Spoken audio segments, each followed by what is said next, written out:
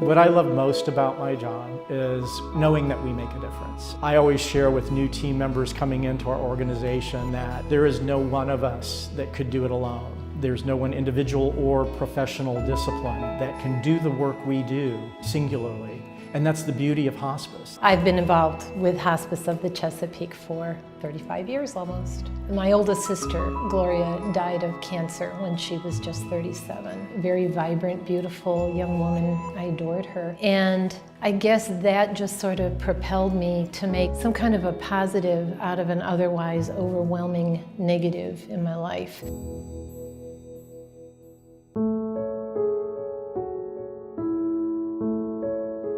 Unfortunately, my husband was diagnosed with pancreatic cancer in June of 2017. He had 6 months to live and he fought with a clinical trial. We got connected with hospice and sent home, and within 30 minutes of him and his meeting with his caregivers, he was relieved of all pain. The comfort was amazing, the pain management that they were there for. And it gave me a little peace watching him be able to function normally. And it gave them dignity, and we were able to have closure, the kids with their father, me with Dave. It's tough, but we're getting through, we're pushing forward, and I have the extra support of Chesapeake Kids and Hospice. I first became involved with Hospice of the Chesapeake when in 2000 I suddenly lost my husband, and I had a 10-year-old and 7-year-old. Someone mentioned that Hospice offers counseling for kids who had lost a parent. In 1990 we called them really late for my dad. And then again in 2008 my brother lived with me, he was dying of melanoma. We really could have used the support for months beforehand. And I learned that lesson when my mom got diagnosed with cancer. My mom was actually under palliative care with Dr. Bush for over 2 years. I would tell people who are so afraid to talk about it, engage earlier, get the support. There's a lot of services there I'm not sure people know about.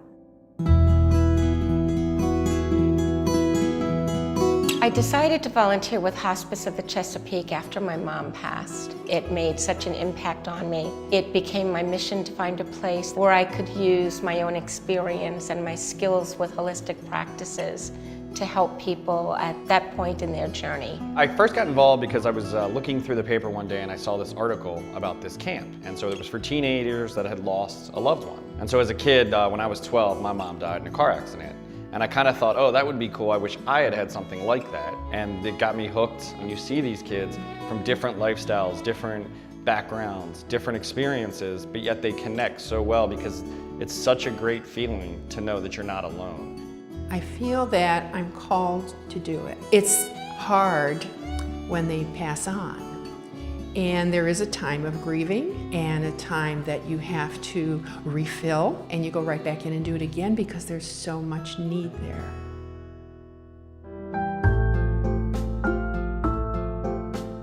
I was probably involved in hospice for 15, 20 years before my mother passed away, and I don't think I ever really understood the services and what that all means until I went through and was hands-on with this is what that means and this is what that service really does for you. I like being involved with the hospice because it's the right size charity where a person can make a big difference here. Hospice of the Chesapeake would not be able to do all of the programs that we do in the community without the support of individuals, corporations, everyone in this community who really gives back, both through their time, their talent, and their treasure.